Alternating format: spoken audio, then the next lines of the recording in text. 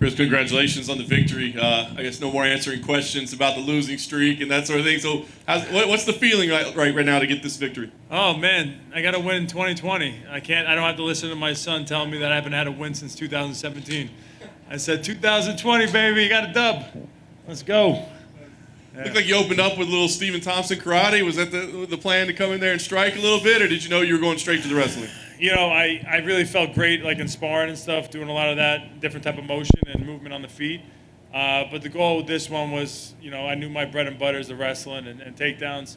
So the goal was just to kind of stay relaxed and not play too much on the feet. You know, a lot of my fights in the past, I'm winning on the feet, then I got caught, you know, just trying to go for it and be exciting. And so the goal was to try to get to my bread and butter this time as much as possible.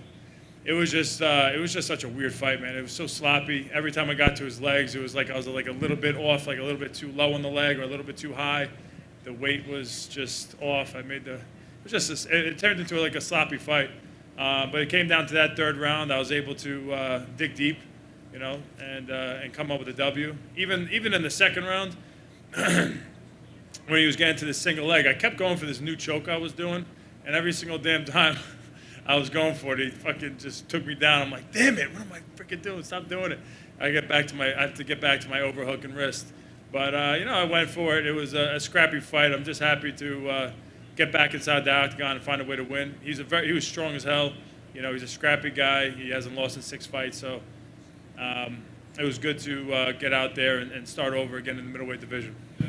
I was going to say, it was kind of clear. It looked like you were starting to tire a little bit in the second round, but obviously you did dig deep. I mean, that's a character check, right? So what's going through your head between rounds 2 and 3? Was there advice? Was there adjustments? What clicked that you were able to dig deep and pull out that last round? I just know it's a tough man contest at that point. You know, who's tougher? I put myself in those situations from wrestling and then all throughout my career of pushing through when you're exhausted in practice, and you're never truly prepared for it. You know, you hit that third round, it's a close one, and it's gut check time. You got Longo in your face screaming, "Let's go! You got 5 minutes. Let's go. What do you got?" And you're never 100% prepared, but you just got to be a tough motherfucker at that point, and that's what I did. I was like, I gotta win. I can't be a little biatch. Sorry for all the cursing. Obviously, this win is important, but from your tone, maybe you weren't happy with the performance or happy with the way things went? No, I definitely. That is not a fight that I imagined, to be honest. You know, I always envision wars and tough times and pushing through, but that was just, even in some of my finest moments in that fight, it was sloppy. And I really kind of pride myself in being a technician and making things look pretty and making it look easy. And I wasn't able to do that tonight. But I do think it was a good step in the right direction to get a W against a tough guy. And I'm excited to get in there with some of these top-tier guys in the middleweight and really start making a statement. I feel like I'm renewed, and I got a fresh start here. Nice. Last thing for me, as you said, I mean, you got your eyes on the top of the division, but where do you go from here? I mean, are you wanting to turn around quickly? Do you want to take some time? Do you have names in mind? I mean, what makes sense for you? I'm ready to move on. I'm ready to move pretty damn quick here. I'm healthy. I've been training pretty damn hard since May, and I feel great. So I want to get going pretty damn quick here. So we'll talk to the UFC.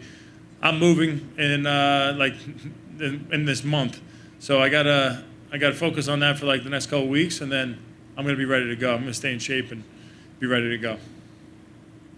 Chris, to your right. Did it seemed like maybe you didn't have the explosion or the quickness that you normally did. Did you feel that way? Like, were you able to get in on him as quickly as you normally would be able to?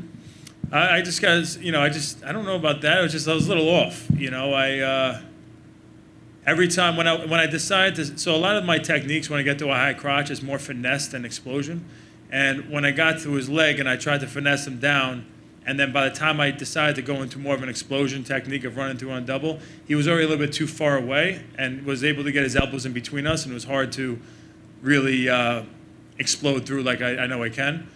So I could see where you could see like how you saw that. But that's something that I could easily correct.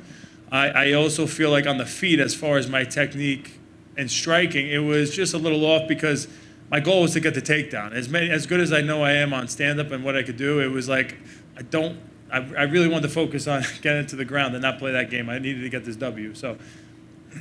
My other question for you is just, what is the mindset mentally when you were the champion on the way up, undefeated, you're brimming with confidence when you're 1-5, and even though, you talk about all those losses that you had where you were winning the fights, is there a thing in the back of your mind that, nagging, the bad person in there nagging at you, and did anybody help you through that mentally?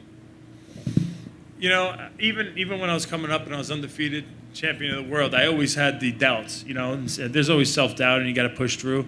And when you start having some losses and you have more criticism on you, it does pile up and you have maybe even a little bit more. But that's the position we put ourselves in, is to be vulnerable to being critiqued. And, the more pressure, the better. At the end of the day, I truly love to do this. I love to have all that pressure on myself. I love that feeling of being a little, scared, and that feeling of wanting to run away from the situation and pushing through in those moments. And so, I don't. It's good. So speaking of that feeling of scared, did you happen to see the main event at all? I actually didn't. I just know Derek Lewis won. I was just TKO. going to say, I don't know. Derek Lewis come charging out like that. I want to know what you thought. What happened? What did he do? In the second round, he stormed out of the corner and landed a big shot, dropped him, and finished him with Oh, really? ground and pound. Yeah. Nice. He's a monster. Hey, just to clarify, in round 3, I think it was that a banana split you were going for? I was going for a banana split, man. I've hit that in sparring, but you can kind of, some guys, when you get to that position, you kind of feel like if they're going to tap or not, if they have that, like kind of how their muscle is wired, kind of. Like some guys are a little bit more flexible to where you could really pull it, but he was super strong and his muscles were well put together. And once I started really putting muscle into spreading his legs apart, I realized, you know what? His muscles are well put together. He's not going to split here. So I had to find my way and scramble on top. But yeah, I did go for the banana split. Would you describe your muscles as well put together, or is that something you need to work on? No, my muscles are pretty well put together. If he put me in a banana split, I'm not tapping either.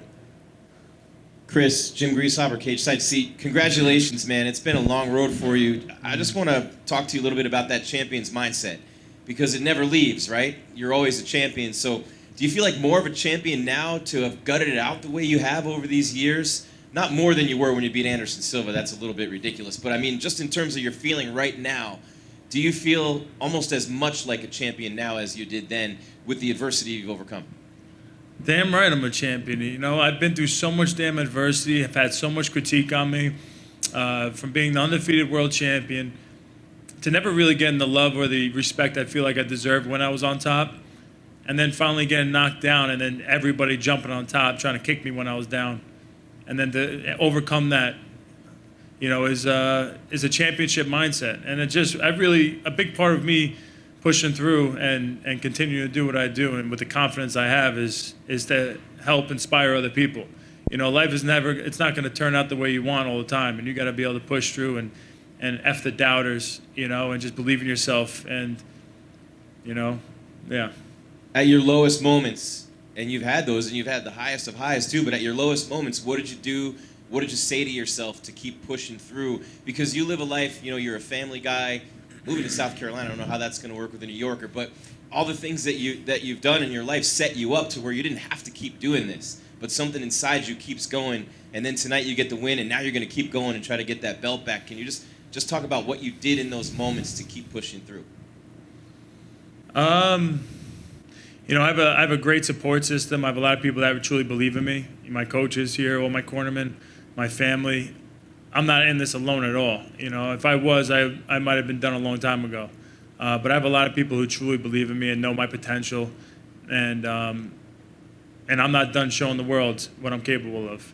And so in those moments, just don't back down, don't quit, and just keep moving forward. It's not going to be pretty, but just keep moving forward. That's the final one for me. Is it was vintage Chris Weidman. I mean, it was wrestling, it was grappling, it was dirty, it was nasty, but that's you, man, and you love those kind of fights, and you proved it again tonight. I appreciate that, man. Thank you.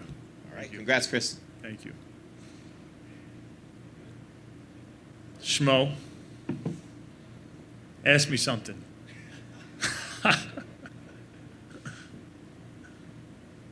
Better be good too. How much do you have to pay Aljamain to be in your corner for this fight? Because I know you weren't cornering him in his last fight. Yeah, I wasn't invited. You know, I did say to him before his fight, I was like, listen, I am there for you if you need me. And he was like, I'm good, man. Thanks, bro. I appreciate it. But to have him in my corner was awesome. You know, I wanted to bring some of that juju he started back in, when he just fought Sandhagen. You know, I wanted to go across the octagon, just grab him, throw him on the cage, pull him down, and rear naked choke him within like 30 seconds without being punched once. But ended up being a pretty damn sloppy fight grind. And it is what it is. And just to clarify, your back was against the wall. Top 15 guy getting the victory against. How important is this win in your career? Yeah, this is huge for me, man. I think this was a big moment for me to come back to the middleweight division, to go against a guy who's very tough, and to come out with a hard-fought victory, I think puts me right back into the middleweight division where I want to be. Great job. Thank you, Shmo. Thank you, guys.